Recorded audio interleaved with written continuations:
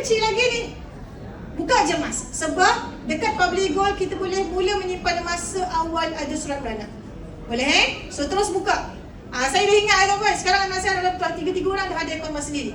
Dan kalau dulu saya menyimpan banyak juga dalam SSPN dan juga tabung haji. Saya simpan SSPN. Lepas tu saya terfikir, saya simpan emas ketika mana harga emas RM170 1 gram.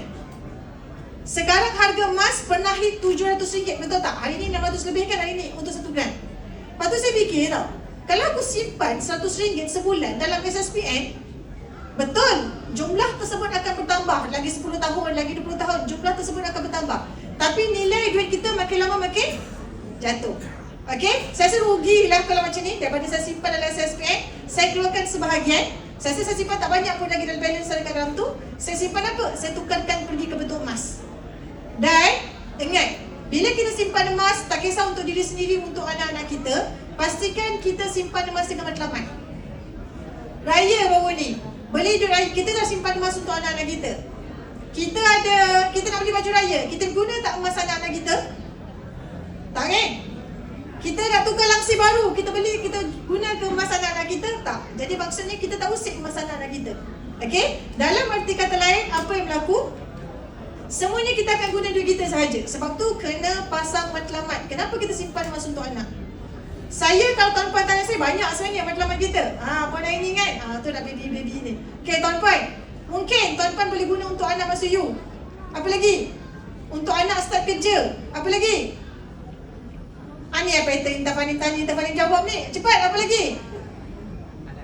Anak kahwin. Anak kecil lagi. Dan tuan-puan, jangan terkejut kalau tanya saya, antara matlamat kenapa saya simpan emas adalah sebab saya nak masuk, saya nak bayar yuran tadika anak saya. Anak umur berapa sekarang? 2 tahun. Saya dah simpan emas untuk 2 tahun yang lepas. Waktu dia baru lagi beberapa hari. Nak masuk tadika, saya dah plan siap-siap dah. Baik-baik aku simpan dalam bentuk emas. Sampai masa dah masuk tadika, nanti apa yang kita boleh buat? Jual dah emas kita tu, emas anak-anak kita. Faham So again, mesti simpan emas dengan matlamat. Dan last point daripada saya, siapa dekat sini yang mak ayah ada akaun emas untuk anak-anak, tapi kalian kongsi? Contoh macam ni dah, saya daftar untuk saya je point time, saya tak buka pun akaun emas anak, semua share dekat dalam akaun mak ayah. Ada tak?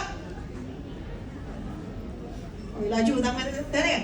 Ada tak? Tak apalah point time. Saya point time ada 3 orang anak, saya ni 15 orang. Mana mampu contoh nak buka sampai 15 akaun. Jadi saya buka untuk yang kakak je, yang lain semua saya sumbat. Semua adik-adik punya saya share dekat dalam ni. Ada ke tak? Tak ada So pastikan tuan-puan, kalau kita nak daftar akaun untuk anak-anak kita, pastikan setiap seorang ada akaun masing-masing. Sebab di Public Gold tuan-puan, nak buka akaun kena bayar ke? Tak bayar-bayar, free je. Berapa orang anak ada? 15 orang tadi geng? Buka je 15 orang. Dan lagi satu, kadang-kadang bila 15 orang, takutlah. Seorang 100, dah berapa? 15 dan 100? 1,500 dah setiap bulan. Tuan-puan, jangan risau. Saya selalu cakap dalam live TikTok saya, di Public Gold, kalau kita nak top up sehari 17 kali pun tak ada masalah. Kalau kita tak top up, kita tak simpan pun tak ada masalah. Jadi dalam arti kata lain, dia tak ada komitmen bulanan.